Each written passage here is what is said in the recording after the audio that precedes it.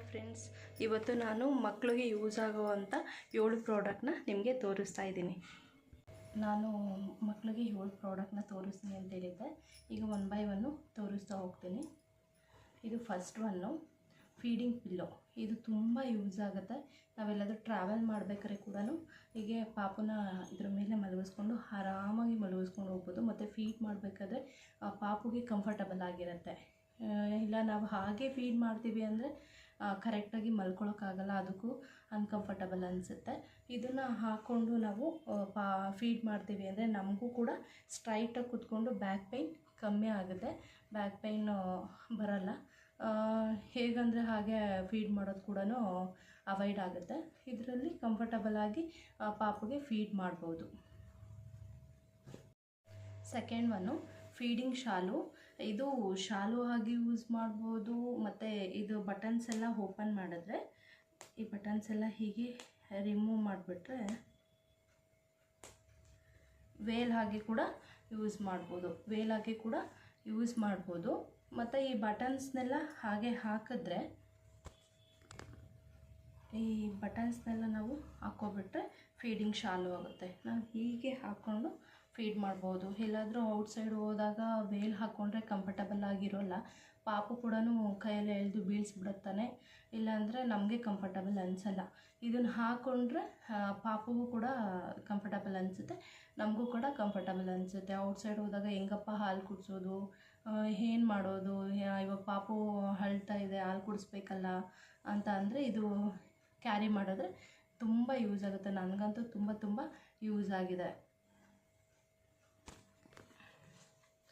ಮೂರನೇದು, ಇದು ಪಾಪುಗೆ ಏನಾದರೂ ಕಕ್ಕೊಳ್ತಾನೆ, ಇಲ್ಲ ಪಾಪುಗೆ ಊಟ ತಿನ್ನಿಸ್ಬೇಕಾದ್ರೆ ಈ ರೀತಿ ಹಾಕಿದ್ರೆ ಅವರು ತಿನ್ನೋದು ಬಟ್ಟೆಗೆಲ್ಲ ಆಗೋಲ್ಲ. ಇದ್ರ ಮೇಲೆ ಹಾಕ್ಕೊಂಡು ಇದು ಈಸಿಯಾಗಿ ವಾಶ್ ಮಾಡ್ಕೋಬೋದು. ನಾಲ್ಕನೇದು ಇದು ಫುಡ್ ಫೀಡರು. ಇದು ಫುಡ್ ಫೀಡರು. ಪಾಪುಗೆ ಹಲ್ ಬರಬೇಕಾದ್ರೆ ಪಾಪುಗೆ ಏನಾಗುತ್ತೆ, ಇಲ್ಲೆಲ್ಲ ನೆವೆ ಆಗುತ್ತೆ. ಸೊ ಇದಕ್ಕೆ ಏನಾದರೂ ಫ್ರೂಟ್ಸ್ ಏನಾದರೂ ಹಾಕ್ಕೊಟ್ರೆ ಪಾಪುಗೆ ನೆವೆ ಕೂಡ ಕಮ್ಮಿ ಆಗುತ್ತೆ.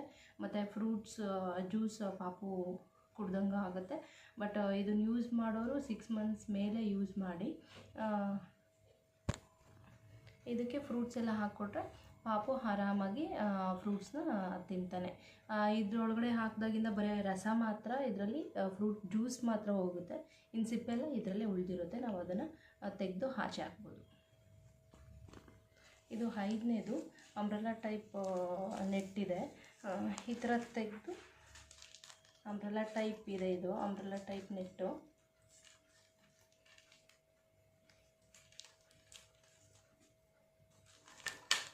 ಹೀಗೆ ಹಾಕಿಬಿಟ್ರೆ ಪಾಪುನ ಮಲಗಿಸಿರ್ತೀವಿ, ಪಾಪು ಆಟ ಆಡ್ತಾ ಇರುತ್ತೆ, ಆಗ ಸೊಳ್ಳೆ ಕಚ್ಚಬಾರ್ದು ಅಂತ ಅಂದರೆ ಇದನ್ನು ತಗೊಂಡು ಅವರಿಗೆ ಹೀಗೆ ಹಾಕ್ಬಿಟ್ರೆ, ಇದು ಸ್ವಲ್ಪ ದೊಡ್ಡದಾಗೇ ಇದೆ, ಅವ್ರಿಗೆ ಹಾಕಿದ್ರೆ ಅವರು ಆಟ ಆಡ್ಕೊಂಡು ಕೂಡ ಇರ್ತಾರೆ, ಯಾವುದೇ ಸೊಳ್ಳೆ ಕೂಡ ಕಚ್ಚೋಲ್ಲ.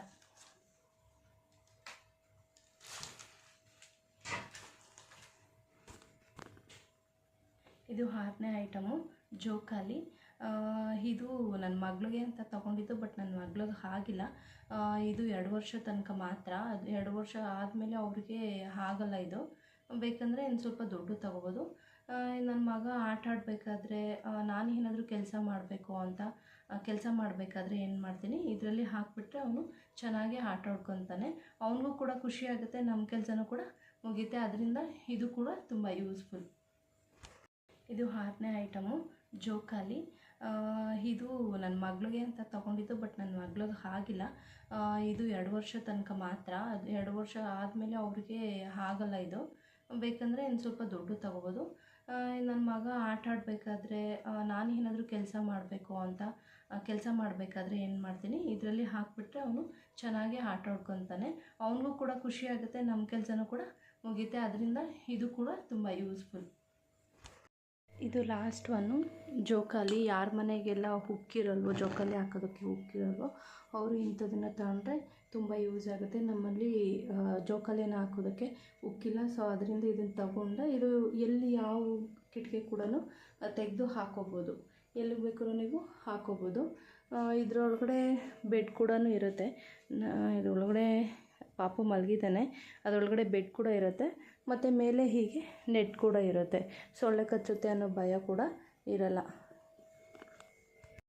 ಎಲ್ಲ ತಾಯಿಯಂದ್ರಿಗೆ ನಾನು ತೋರಿಸಿರೋ ಅಂಥ ಈ ಐಟಮ್ಗಳು ತುಂಬ ಲೈಕ್ ಮಾಡಿ ಕಮೆಂಟ್ ಮಾಡಿ. Thank you.